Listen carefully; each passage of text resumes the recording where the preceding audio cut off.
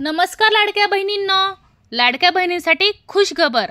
सर्व लाडक्या बहिणींसाठी खूप आनंदाची बातमी आहे। लाडकी बहीण योजनेचा 13वा हप्ता जाहीर। तुमच्या खात्यात 1500 रुपये जमा झालेत का, ह्याविषयी आपण सविस्तर अपडेट घेणार आहोत। तत्पूर्वी मी मराठी ह्या चॅनलवर जर तुम्ही नवीन असाल तर लाईक आणि सबस्क्राइब करायला विसरू नका। लाडकी बहीण योजना ही महाराष्ट्र सरकारने सुरू केलेली एक खूपच चांगली आणि उपयोगी योजना आहे। ह्या योजनेत महिलांना दर महिन्याला थेट 1500 रुपये बँक खात्यात मिळतात। हे पैसे महिला आपल्या रोजच्या खर्चासाठी वापरू शकतात, जसं की घरगुती गरजा, औषधे किंवा स्वतःच्या वापरासाठी। सरकारने ही योजना महिलांना आर्थिक मदत मिळावी आणि त्या स्वतःच्या पायावर उभ्या राहाव्यात यासाठी सुरू केली आहे। आता जुलै 2025 मध्ये या योजनेचा 13वा हप्ता येणार आहे। कधी? जुलै 2025 मध्ये।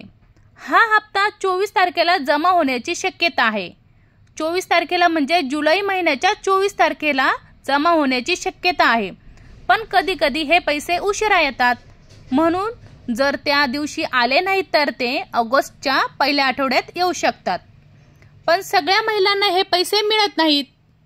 काही नियम आहेत, ते लक्षात घेणं खूप गरजेचे आहे। बघा कोणते नियम आहेत ते। पहिला नियम आहे, महिला ही महाराष्ट्रातील रहिवासी असायला हवी। तिचे वय 18 ते 65 वर्षादरम्यान असायला हवं। तिचे उत्पन्न वर्षाला 2.5 लाखापेक्षा कमी असावे। जर 2.5 लाखापेक्षा जास्त असेल तर ती ह्या योजनेचा लाभ घेऊ शकणार नाही। ती महिला आयकर भरत नसेल म्हणजे तिचे उत्पन्न जास्त नसेल। बँक खातं आधार कार्डशी जोडलेलं असावं। बँक खातं डीबीटी साठी चालू असणं आवश्यक आहे।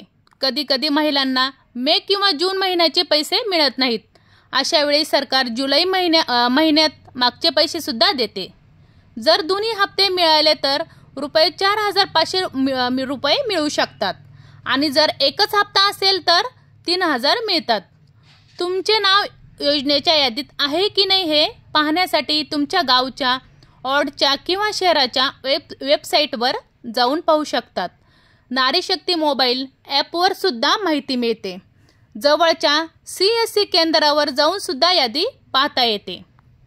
यंदाच्या 13व्या हप्त्यात जवळपास 2,47,00,000 महिलांना पैसे दिले जाणार आहेत। किती? 2,47,00,000 महिलांना पैसे दिले जाणार आहेत। पण काही महिलांचे अर्ज चुकीचे भरलेले असतात, म्हणून त्यांना पैसे मिळत नाहीत। म्हणून यादीत तुमचे नाव आहे की नाही हे नीट तपासा। जर नाव नसेल तर अर्ज किंवा माहिती सुधारावी लागेल।